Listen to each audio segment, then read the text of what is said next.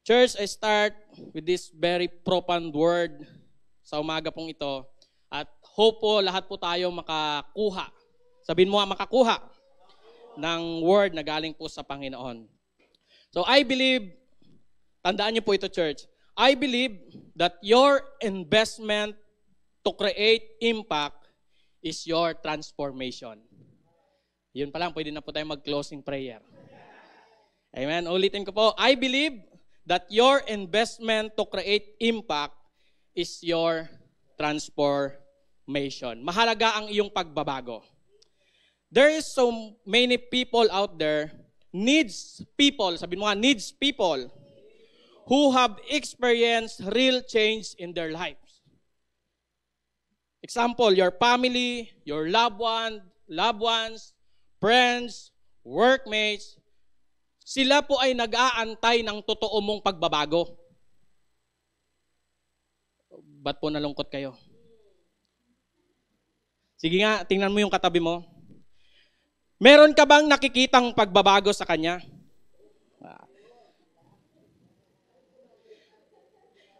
Doon pa lang, parang, ano ba namang message to? Parang gusto ko nang umuwi. Amen. If you experiencing the true transformation in your life, you are a carrier of God's power. Amen. You become a powerful influence, powerful instrument to the world, to your family, to your children, to your wife, mga asawa, na nakikita ka bang pagbabago sa asawa mo? Maging powerful influence ka ng salita ng Diyos sa mga anak mo, to your wife, to your husband, and to life of others. Ang tawag po dyan, agent of change. Sabihin mo nga, agent of change. Parang tinatamad na po kayo, parang, Pastor, parang masakit yata yung salita mo ngayong araw. Amen. Sabi nga po, the truth will set us free. You are the agent of God. Sabihin mo yan sa katabi mo, you are the agent of God to impact the world. By what? By His presence, by His message, and by His ways. Introduction pa lang po ito, wala pa po tayo sa title. Amen? Kaya po, church, ang pagbabago, puhunan po yan. Sabihin mo, puhunan. Investment. Yan ang puhunan po natin. Bakit po tayo naging Kristiyano? Kasi gusto nating magbago. Tama? But the problem is, hindi natin na-absorb that your transformation is the key sa lahat ng pagbabago ng buhay mo. Amen? Meron kasing panawagan ang Diyos sa atin na immediate dapat. Kaya wag po kayong, kung meron po nagsasabi sa inyo na, ay wag kang magbago ngayon, okay lang sa mga susunod na araw, wag po kayong maniwala dyan. Why? It's because meron pong panawagan na immediate, sabihin mo nga immediate, na dapat magbago in order happens the series of our transformation.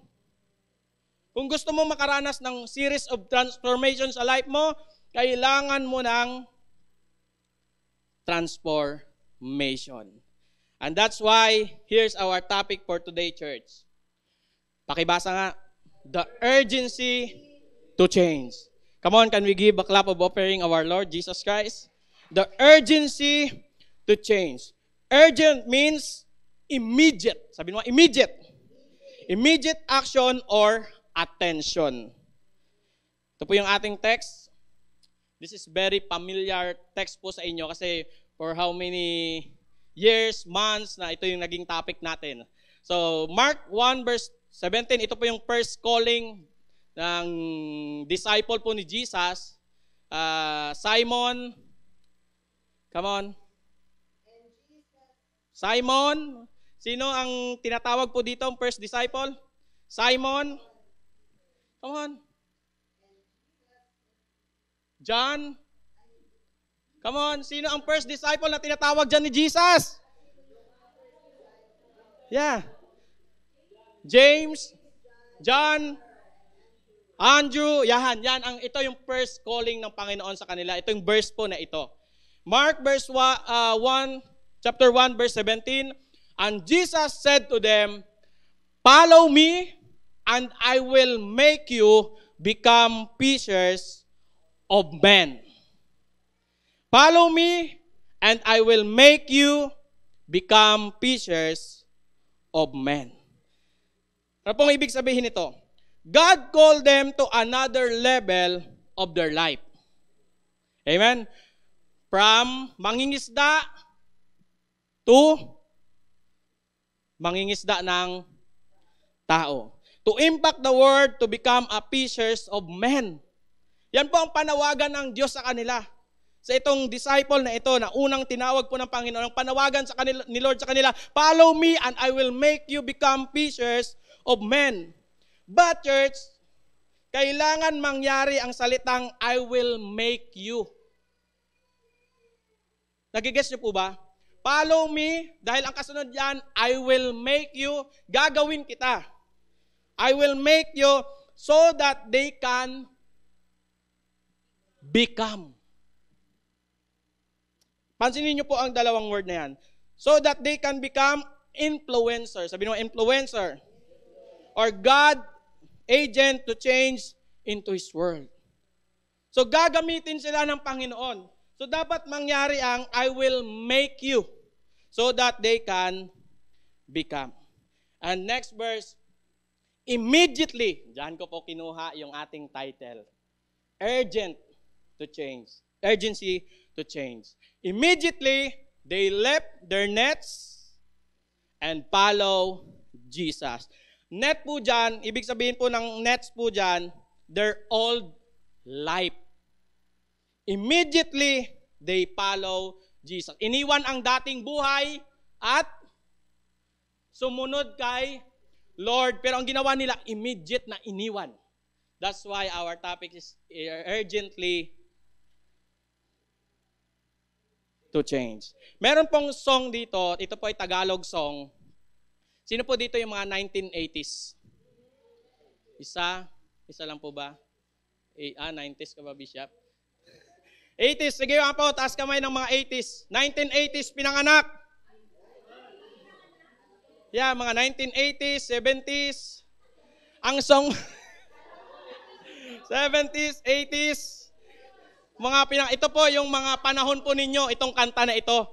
Hindi ko po alam kung kanta nyo, narinig nyo na ito, o siyempre hindi ka pa naman Christian dati, o sa mga matatagal na sa church, baka alam nyo po itong song na ito kasi related po ito sa ating title. Paki-play nga gusto ko pong pakinggan po ninyo ang bawat lyrics ng kantang ito.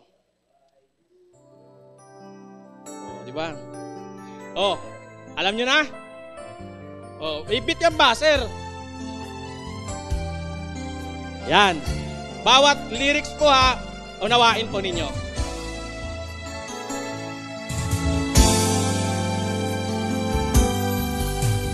Kailan pa ibibigay ang buhay mo't lakas sa Kanya na nagbigay sa'yo ng buhay na wagas? Ang pangalan niyang banal, kailan itatangyan? Kung wala ng pagkakataon at huli na ang lahat. Ito po yung chorus niya. Hanggang chorus lang po tayo. Unang araw mo'y lumipas na, makuha mo pa kaya siya ay paglingkuran? Kailan pa kaya maglilingkod sa Diyos? Kung hindi ngayon, kailan pa? Okay na, Mark. Yan. Okay na, Mark. Kailan pa ibibigay ang buhay mo't lakas para maglingkod sa Diyos? Question po mga kapatid, kailan mo pa ibibigay ang totoo mong buhay sa Diyos? Kailan ka ba talaga totoong magbabago? And then next, kailan mo susundin ang purpose at plan ng Lord sa buhay mo? Kailan? Kung kailan, sabi ng kanta, huli na ang lahat. Ba't parang nalungkot po kayo? Kung kailan huli na ang lahat. Kasi napapansin ko, marami sa atin ngayon kung saan mahina na, doon na lang maglilingkod kay Lord. Kung saan nakaratay na, Lord, bigyan mo po ako ng bagong buhay, maglilingkod ako sa iyo. Pero nung malakas pa, amen? Hindi ko na alam kung anong pinaggagawa. Do you have a sense of urgency to change? Church, do you have a sense of urgency to change? Or next, ito yung powerful question. What makes you delay your transformation? Come on. Come on. What makes you delay your transformation? Pwede bang itanong mo yan sa katabi mo? What makes you delay your transformation? Why? Marami po kasi sa atin, maraming alibay. Huwag muna ngayon. Ay, hindi muna ngayon. Busy pa ako. Yung iba naman, bata pa kasi ako. Hindi muna ako magbabago. Hindi muna ako maglilingkod. Marami naman sa atin, busy ako hanap ng buhay. Pero yung nagbibigay buhay, hindi nila hinahanap. Busy ka katrabaho, busy ka kakita ng pera, pero nakalimutan nilang hanapin yung nagbibigay mismo ng buhay. Kailan pa? And I know, church, some of you here knows God's purpose in your life. Amen? Alam ko sa inyo, alam ko na, pastor, ang purpose ng Diyos sa buhay ko. You know God has calling in your life. Alam ko na rin po, pastor, may calling ako. You know that you encounter God in your life. Na-encounter ko na, pastor, yung Lord, noong camp sa Triple C, na-encounter ko si Lord. Pero yung hinihingi ni Lord na immediate change ay hindi mo kayang ibigay. That is the reality. That's why we make excuses. We make more alibi. You construct a sentence in order to be convincing na hindi muna ako magbabago. Why? Kasi wala pa naman ang solar eclipse. Wala pa naman yung end of the world. Wala pa naman yung rapture. Kaya we are so busy, kakatrabaho, kakaparty, but our transformation, nakakalimutan natin. What makes you delay your transformation? Hindi po ako makakasagot niyan. Ikaw mismo ngayong umagang ito. Amen? What makes you delay your transformation? Ano yung mga bagay na kailangan magbago pero dinidelay mo kaya hindi nangyayari ang series ng pagbabago ng buhay mo? Example, pride. Pride. Unforgiveness. Heartaches. Wow, heartaches. Amen. Laziness. Laziness. Pumunta ka sa church once a month na lang. Tawag po doon, laziness. O masungit, pagiging masungit. Wag kang tumingin sa katabi mo. Pagiging masungit, yan po ba yung nagpapadelay sa'yo? Katamaran, laziness, mga pride, unforgiveness, heart. Ayaw ko pumunta, may utang kasi ako sa ka-churchmate ko. Hindi ko siya mapapatawad, hindi nagbabayad ng utang. What makes you delay, church? O mainitin ang ulo mo, yan ba nagpapadelay sa'yo? Pagiging mainitin ang ulo. Every time na magdadrive ka, every time sa fast food ka, ang tagal naman ito. Pero sabi ng Jollibee, willing to wait, sir? Yes! Sabi mo naman, yeah, okay, sure. Pero naabutan ng 10 minutes, sinipa mo na yung bangko, wala pa rin yung order, pambihira. Christian pa naman ako. What makes you delay? Mga ganyan ba? Ayaw ko pumunta siya, mainitin ulo ko eh. Halimbawa, driver ka, may umunang kotse, pambihira ka talaga, ba't mo ko inunahan? Kinating ka. May oras ka rin sa akin. What makes you delay, church? Amen? The word immediately speaks about urgency. The word immediately speaks about urgency. Church, tandaan niyo po ito. If you do not respond to the conviction of the Holy Spirit to change, there is a delay in your life. Kapag hindi ka mag-respond sa panawagan ng Diyos, may mangyayaring delay sa buhay mo. Hindi ka dapat ganyan. Alam mo ba yung katabi mo? Hindi dapat yan ganyan kung hindi nag-delay. Tingnan mo nga, sasabi mo, hindi ka dapat ganyan ngayon eh. Sige po, tingnan mo siya, huwag kang mayang sabihin niya sa kanya, hindi ka dapat ganyan ngayon eh. O, takot po ba kayong humarap sa katabi mo? Sige po, tingnan mo yung katabi mo. Patas lang yan kasi sinasabihan ka niya, sinasabihan mo rin siya. Sige po, hindi ka sana ganyan ngayon eh. Kung hindi ka nag-delay. Yeah, pastor, hindi ka sana dapat ganyan ngayon eh. Dinelay mo lang kasi yung transformation. Example, church, 5 years ago, 5 years ago, you heard that prayer is important. Pero hanggang ngayon, hindi ka pa rin nagpipray. Delay, tawag dyan. You know the importance of reading the Word of God. Daily, daily. Pero hanggang ngayon, hindi ka pa rin nagbabasa ng Bible. Amen? Sabi ng Bible, meditate day and night. Pambira, ang iba kasi sa atin, iba yung binabasa mo. Binabasa mo buhay ni Alden, buhay ni Daniel. Pero yung Bible, yung command ni Lord, sabi ng Lord, meditate day and night. Pero ang binabasa mo, Facebook, 5 hours, 3 hours. Ang binabasa mo, chinecheck mo kung na yung town hall mo ay wasak na. Yung tinitingnan mo, yung binabasa mo, o yung war base mo ay inatake na ng kalaban. O yung chinecheck mo, savage, triple kill, double kill, maniac. Baka yan pa ang chinecheck mo, yeah. Baka ang chinecheck mo lagi ang minimeditate mo day and night is K-pop. K-pop pangit. Amen. But 5 years ago, you heard that reading the Word of God is very important. Pero hanggang ngayon, hindi ka pa rin nagbabasa. It's because, iba kasi ang binabasa mo eh. Sabihin mo nga ulit sa katabi mo, hindi ka sana dapat ganyan ngayon eh.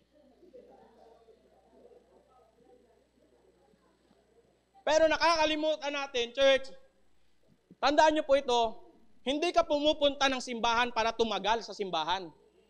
Pumupunta ka ng simbahan kasi gusto mo merong mangyayaring transformation sa'yo. Come on, pwede bang palakpakan natin si Lord? Dinidelay mo lang. The problem is, you make delay. Amen? What makes you delay your transformation? Or what make you stubborn? Wow. O sa Tagalog, ano ang nagpapatigas ng puso mo ngayon? Bakit hindi ka nagbabago ng tuluyan? Amen? Ano yung nagpapatigas ng puso mo? What makes you stubborn? Ito na. 2 important things that will affect, sabi mo nga, will affect your life when you delay in living your old life. Itong mangyayari sa buhay po natin.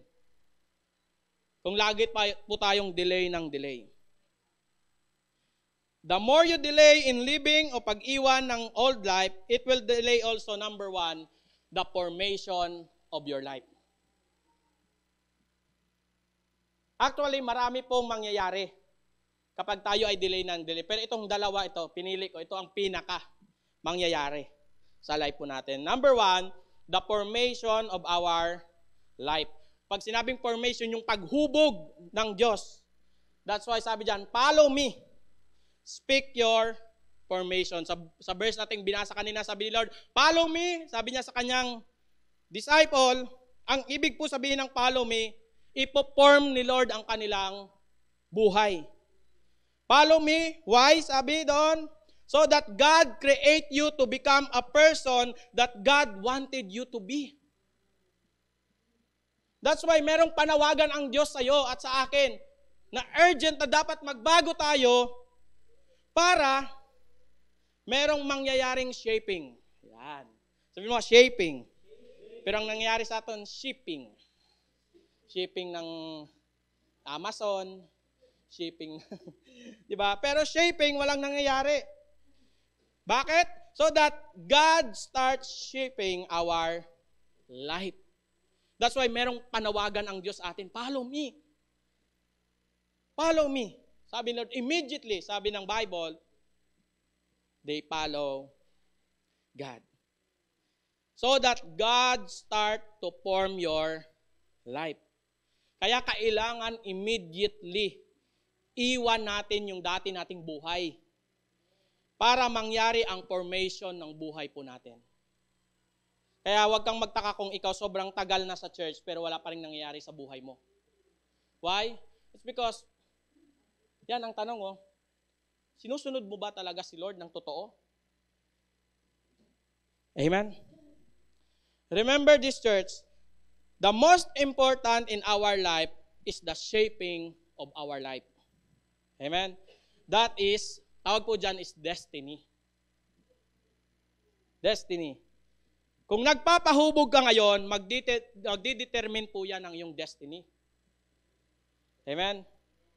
Because who you will be tomorrow depends on who you are today. Amen? And depends on how allow God to form your life today. So kung ano ka bukas, nakasalalay yan sa iyo ngayon. So kung gusto mong maging mayaman bukas, sipagan mo ngayon. Kung gusto mong maging mahirap bukas, maging tamad ka ngayon. Why? It's because you will be tomorrow depends on who you are today. So kung magbabago ka ngayon, bukas tuloy-tuloy yan. Naintindihan niyo po ba? Come on, pwede bang palakpakan natin si Lord? And the problem is, marami pong Christian, tumatagal sa church, immature pa rin. Kasi pumupunta ng church, hindi naman sumusunod kay Lord. Tandaan niyo po ito, church. Baka ma-misinterpret niyo po ito. It is possible, church, that we go to the church, pero hindi sumusunod kay Lord. Pwede po ba yon? There's so many Christian, they go to the church every Sunday, but not changing. Magkaiba po kasi ang salitang follow me sa salitang going to church every Sunday. Ang word na follow me, daily po yan. Ang salita namang going to the church, once a month, sometimes once in a blue moon, minsan kapag may solar eclipse na lang. Bakit? Kasi baka magugunaw na ang mundo, magsisimba ako ngayon. Praise God sa mga laging nasa simbahan. Wala. Palakpakan niya po natin yung mga laging sa simbahan. Iba po ang follow me. Ang follow me na sinasabi dyan, daily. Sumunod ka kay Lord araw-araw. Pastor, saan kami pupunta ni Lord? Hindi. Hindi ka susunod na Lord. Inaantay ko po na dumating ka at susunod ako sa iyo. No. Ang follow me is a daily life na dapat makita ni Lord sa atin na si Lord sinusundan talaga natin ang totoo. Example ng follow me. Do you read your Bible? Kapag oo, sumusunod ka nga kay Lord. Halimbawa, nagpipray ka, ang tawag po dyan, sumusunod ka kay Lord. Nagpipray ka araw-araw eh. Yan ang daily na follow Jesus. Meron kang devotional araw-araw, tawag po dyan, follow Jesus yan. Pero ikaw, mag-pray ka once a month, hindi ko alam kung sumusunod ka pa kay Lord. Amen? Magkaiba ang follow Jesus at going to church every once in a blue moon. Once a month. O meron nga po minsan, kapag may Thanksgiving na lang. O meron nga minsan, pag Holy Week. Meron talagang, wala na talagang planong bumalik kay church, kay Lord. Next. Jesus form your life when you begin to follow Him. Church, sabihin ko po sa inyo, babaguhin talaga ni Lord ang buhay natin. Kung meron tayong puso na susunod sa Panginoon. Amen? Tandaan niyo po ito, sa pagsunod, ang pagbabago. not for being a religious. Not for being a religious. I don't care kung memorize mo ang lahat ng batas sa Bible. But the question is, sumusunod ka ba kay Lord? Kailan pa, sabi ng kanta, kailan ka ba susunod kay Lord? Kung wala nang pagkakataon at huli na ang lahat. Amen? Changes happen when you begin to come out. Changes happen when you begin to let your net and follow Jesus. Sabi ng Bible, immediately, anong ginawa sa net? They left everything and follow Jesus. Iwan mo na, church, ang bangka mo. Hindi mo napapansin sa story, yung sa bangka, iniwan nila at sumakay sila sa bagong bangka na ang driver na ay si... Wow! So sabihin mo, iwanan mo na ang bangka mo.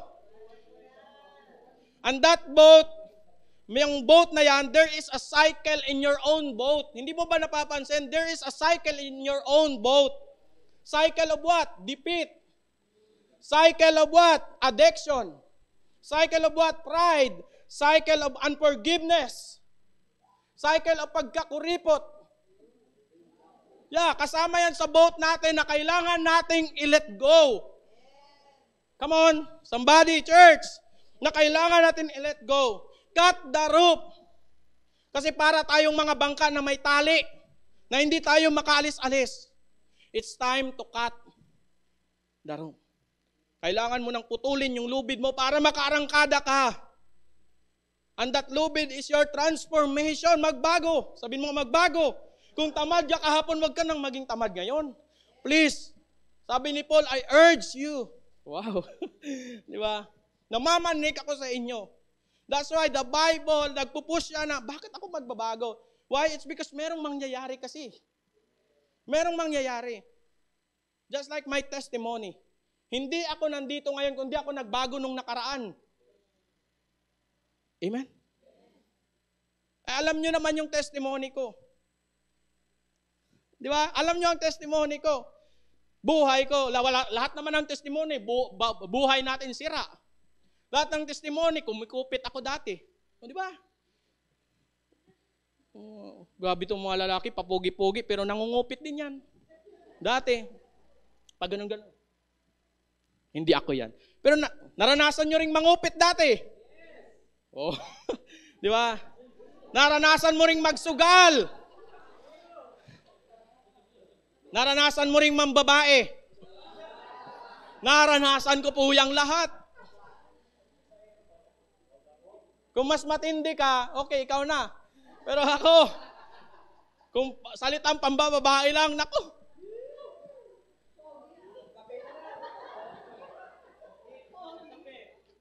Pero, church, hindi po ako naging ganito ngayon kung hindi ako nagbago kahapon. That's why, kung ano ka nga kahapon, yan ang magiging life mo ngayon. Kung nagbago ka kahapon, ito yung magiging buhay mo ngayon. Hindi kahapon lang. Amen?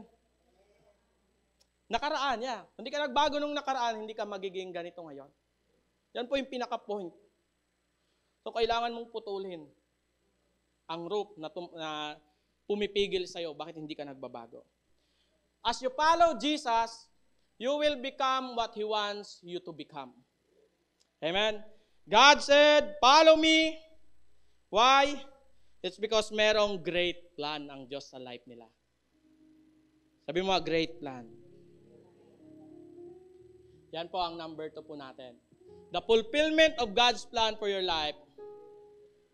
The fulfillment of God's plan for your life. Yan po yung number 2. Yan po yung salitang, I will make you fishers of men. Hindi mangyayari ang fishers of men kung walang formation of life. Nagigits niyo po ba yon? Hindi mangyayari itong fishers of men kung hindi inayos ang buhay nila immediately. Sino ba naman ang gumagawa nito na hindi nagbago? Sino ba namang addict magpipreach dyan? Bago mag-preach ang addict, dapat na bago muna siya. Katulad ako, pipreach ba ako dito kung hindi ako nagbago nung nakaraan? Ang hirap kaya mag-preach. Kala nyo madali. Ang hirap. Hirap mo sabihin, oy, ikaw wag ka mambababae, pero hanggang ngayon nambababae ka. Ang hirap sabihin yun. Ang hirap sabihin na, oy, ikaw ha, magpakabait ka, pero ikaw nagpipres, mainitin ang ulo. Ang hirap. Ang hirap. Bago mangyari ang purpose, kailangan ng formation of life. That's why God said, follow me. Dahil sa pagsunod, dyan mangyayari ang pagbabago. Hindi mo pwedeng sabihin, ay, kaya kong magbago mag-isa. No. Without Jesus, we can do nothing. Kung wala si Lord, imposible na magbabago ka. That's why there's so many people pumasok na lang sa iba't ibang religion. It's because akala nila ang religion na yan magbabago ng kanilang life. No. Sabihin mo nga, no. Ang magbabago lang ng life mo, walang iba kundi si Jesus. Meron po akong katrabaho. Siya po ay, pwede ko bang sabihin ang kanyang ano? Siya po ay INC. And one day, gusto ko talagang busisiin yung kanyang teaching. So nagpanggap ako na just like walang church or walang pinupuntahan para lang makapagsalita siya. So sabi niya sa akin, itong INC na ito, okay na kami sa ganitong life, sabi niya. Before kami mag-enter sa church, dapat wala na kaming bisyo. Hindi ko po sinisiraan ang church nila. Pero ito ang sabi niya kasi sa akin eh. Gusto ko lang po i-share sa inyo. And then, lumabas kami ng church, bahala na kami sa gagawin namin. So sabi ko, okay lang ba yun sa'yo? Ayos lang as long as nag-church naman kami. Okay, sabi ko, okay. Nire-respeto kita. Sabi ko sa kanya. Ikaw, ano bang religion mo? Ginanin na ako. Alangan sabihin kong heaven of worship. Baka mag-testimony siya doon at sabihin niya, alam niyo ba ang heaven of worship? Hindi ko na sinabi para, siya sinabi niya. Sabi ko, wala akong religion. Actually, I don't have any religion. Meron lang akong sinisigurado sa'yo, sabi ko. I have my own personal relationship with Jesus. Pero bang ganun na religion? Sabi niya. Sabi ko, ulitin ko, hindi nga yun na religion. Sabi ko sa kanya. Yun yung buhay na tinanggap si Jesus. And then, nung tinanggap si Jesus, nagbago ng buhay. Bro, sabi ko sa kanya dati, lasinggiro ako. Bro, dati nagyoyosi ako. Alam ko nga yung amoy ng sabi ko nga kanina, ito, parang ganito lang to dati. Di ba? Okay. Binago na kasi. Di ba? Kung nagyoyosi ka, nagyoyosi rin ako dati. Isa na lang ang hindi ko natikman sa buhay ko, droga. Pero wala na akong plano. Pero lahat ng bisyo bro, nagawa ko na rin yan. Pero ngayon, hindi mo na akong makikita na nagyoyosi pa. Nakagano lang siya sa akin. Kasi gusto kong ipakita sa kanya, ipamukha sa kanya na hindi ka pupunta ng church para lang maging maayos. Pupunta ka sa church dahil gusto mong magbago ng buhay. That's why, church, baguhin mo ang mindset mo. If you are here today, you go to the church, you wake up early, you go to the church, it's not about yung makakasama mo ngayong araw. But, sinisigurado mo, Lord, may mangyayaring bago sa akin ngayong araw. That's why ang church, ang lugar na ito ay lugar ng para sa mga hindi perpektong tao. Hindi di bagay dito yung mga perpekto. Yung nagmumukhang perfect ako, wala akong kasalanan. Hindi ka bagay dito. Bagay po ito sa mga taong hindi perpekto na gustong magbago. Amen? There is a great plan sa buhay po natin. Jesus wants you to become His partner in changing lives. That's why nagpo-post tayo ng transformation kasi yan ang gusto ng Lord sa atin eh. Maging partner in changing lives. That's why we make discipleship. That's why we make cell group. That's why we make mga gawain na nakakapagbago ng buhay. It's because gusto nating maging partner in changing lives. That's the message of gospel. Changing lives. Amen? Yan ang gusto ni Lord, maging partner ka. Pero bago niyang gagawin yon, dapat ka munang magbago. Amen? He wants you to become a part of His movement in saving and changing lives. That is our purpose. That is our assignment. Hindi ka naligtas para tumunganga. Niligtas tayo to become a part of His movement in saving and changing lives. Congratulations sa nag-invite ngayong araw. Pwede bang palakpakan natin yung nag-invite ngayong araw? At sa mga na-invite, you are so blessed. Why? It's because yung nag-invite sa'yo, gusto niyang maging partner kay Lord. Yung assignment ng Panginoong Hesus. Hindi para dalhin ka sa religion, kundi dalhin ka para magbago ka ng buhay. That is the gospel. Amen? Pwede bang pasalamatan mo yung nag-invite sa'yo? Bro, thank you. Dinala mo ako dito ngayon. In-invite mo ako dito ngayon. Hindi ko ito maririnig. Amen? Hindi ko ito maririnig. Hindi mo ito maririnig sa mall. Hindi mo ito maririnig sa restaurant. Ang maririnig mo sa restaurant, yung ingay ng plato ngayon. Pero dito mo lang maririnig to, ay, ako pala, kailangan ko magbago. In order us to be a partner of changing lives. Amen? He wants you to be a vessel and channel of His presence and power so that the world might know His name and His ways. Pwede bang tapikin mo yung katabi mo? Yan pala ikaw. Yun pala yun. Yan pala ikaw. Yan pala tayo. Kaya huwag kayong magalit sa church na ito. Every time na may magko-correct sa inyo, huwag kang magalit. O every time, pasensya na po kayo. Ako po, personal, gusto ko pong humingi ng pasensya sa inyo. Kung may mga times na every time natatayo ako dito sa gitna, nakakarinig kayo ng masakit na bagay sa akin. Why? It's because ito kasi yun eh. Kasi kung walang masakit, hindi ka makaka-realize ng pagbabago. Remember the prodigal son? Bakit siya bumalik sa kanyang tatay? Anong nangyari? When he came to his senses. Ang tawag ng senses doon, realization. Sabi niya, ay, mabuti pa doon sa aking ama. Dito, mahirap ako. Dito wala akong makakain. Mabuti pa sa aking ama. Realization tawag noon. That's why ang prodigal son bumalik sa kanyang ama. Amen? You have an urgency to change, to be upon your heart.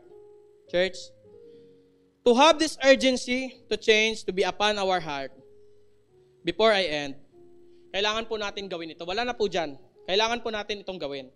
Re-evaluate your life today. Re-evaluate your life today. Habang nakaupo ka dyan, habang nakikinig ka dyan, re-evaluate your life today. The question is, are you changing more than within? Or gaano mo wini-welcome ang pagbabago ng buhay mo ngayon? Ina-appreciate mo pa ba ang life mo ngayon? Sige nga po, o baka appreciate ng ibang tao pero yung sarili mong buhay hindi mo na-appreciate. Ay bro, grabe, ang galing mo talaga pero yung sarili mo hindi mo na na-appreciate. Bro, ang bait mo na pero ikaw bumait na pala hindi mo pa rin na-appreciate. Bro, grabe ang sipag mo pala. Grabe ka talaga pero ikaw nagsipag ka na hindi mo pa rin na-appreciate. Ay, masipag din pala ako. Re-evaluate your life, church. Meron bang mga bagay sa buhay mo na kailangan ng baguhin ngayong oras? Sige nga po, taas kamay kung merong sa buhay. Ikaw na nakakaalam niyan. Kung ano yan ngayon. Hindi kita kayang i-judge. At hindi po ako judgmental na tao. Ay, itong si Aguila na ito, ano to? Hindi ko kayang gawin yan sa'yo. Ikaw lang ang makaka-evaluate ng life mo ngayon. Meron bang mga bagay sa buhay mo ngayon na kailangan mabago? And number 2, renew your mind. Renew your mind. Why? Because true transformation starts from changing the way you think. Romans 12 verse 2. Transform your mind so that you will know the plan and purpose ng Diyos sa buhay mo. Changing the way you think. Kapatid, church, baguhin mo na yung takbo ng utak mo. Tayo, hindi lang ikaw, tayong lahat. Mga pastor, kailangan na nating baguhin yung takbo ng utak natin. That's why pasalamat tayo sa mga pastor natin. May mga advance tayong gawain. May mga plano tayo. Sinasabi nila dito, yung mga plan, goal ng church na ito. Why? Nagbabago na kasi ng utak eh. Kasi pag walang mga ganyan, ang mga tao, anong gagawin natin ngayon? Anong meron next week? Anong gawain natin? O, di ba? Advance. Why? Advance kasi mag-isip mga pastor. Nagbago kasi ng isip. Renew your mind. Pwede ba sabihin mo yan sa katabi mo? Renew your mind. Yung gas-gas na utak minsan palitan na. Yung the way na mag-isip tayo sa iba, palitan mo na yan. The way na pag-isipan mo siya na masama, palitan mo na yan. Sabi nga ng Lord, mas mabuting mag-isip pa ng mga makalangit na isipin. Amen? Changing the way you think. Challenge ko po sa inyo before I end. You have a sense of urgency to change? Meron ka ba ngayong nagtutulak sa isip mo ngayon, Lord, kailangan ko na talaga pala itong baguhin.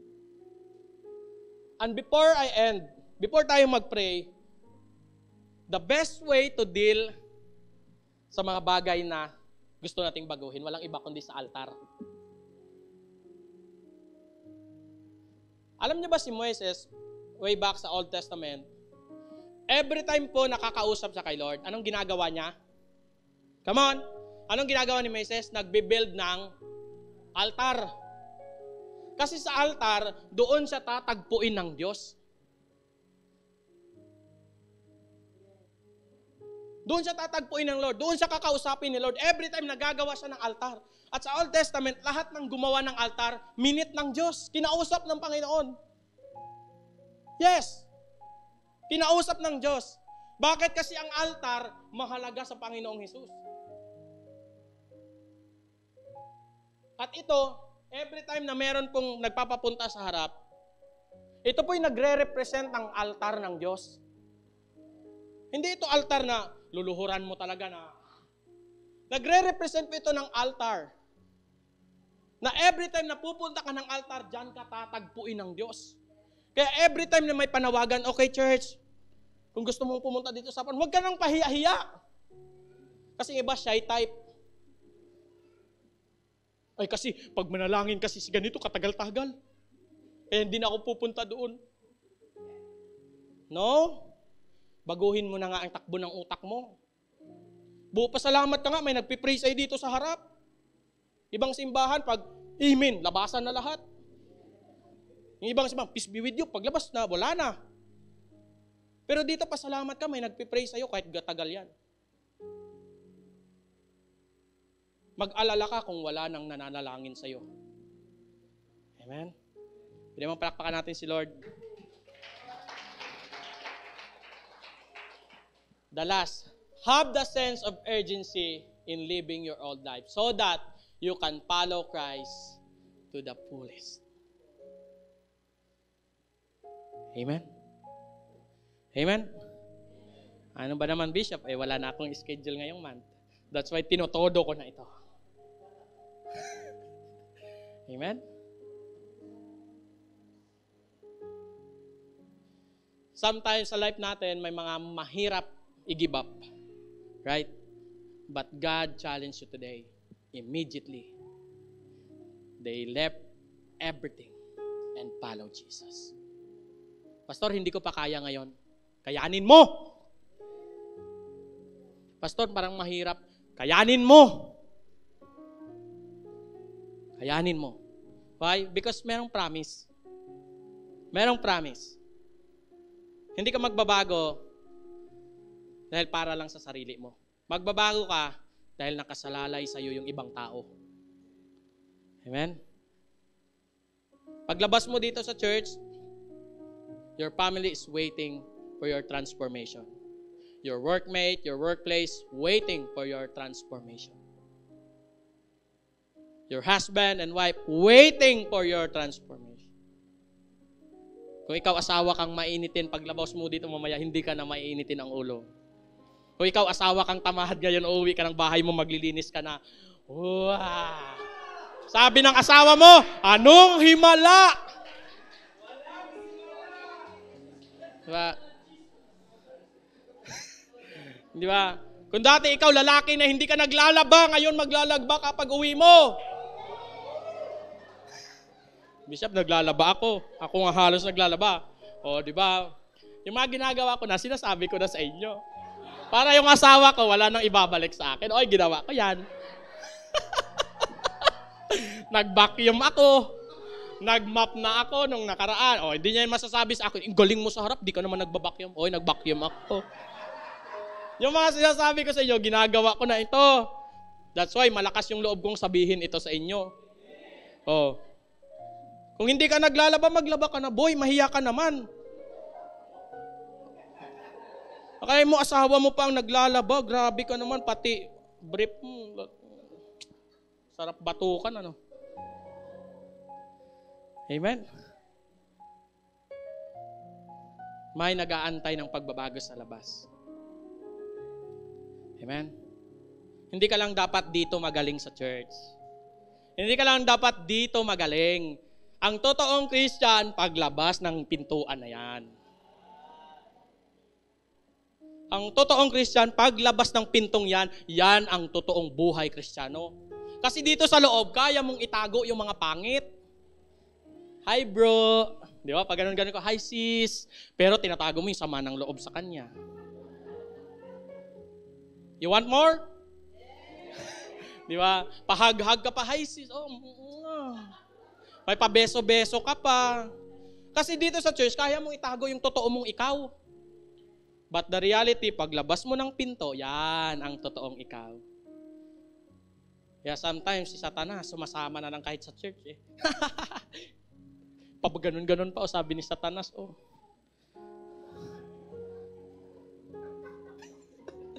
Diba? Pahag-hag pa, sabi ni Satanas, loko-loko to. Diba? Naloko ko na naman. Diba? Hindi po ganon. Maraming nag-aantay ng transformation.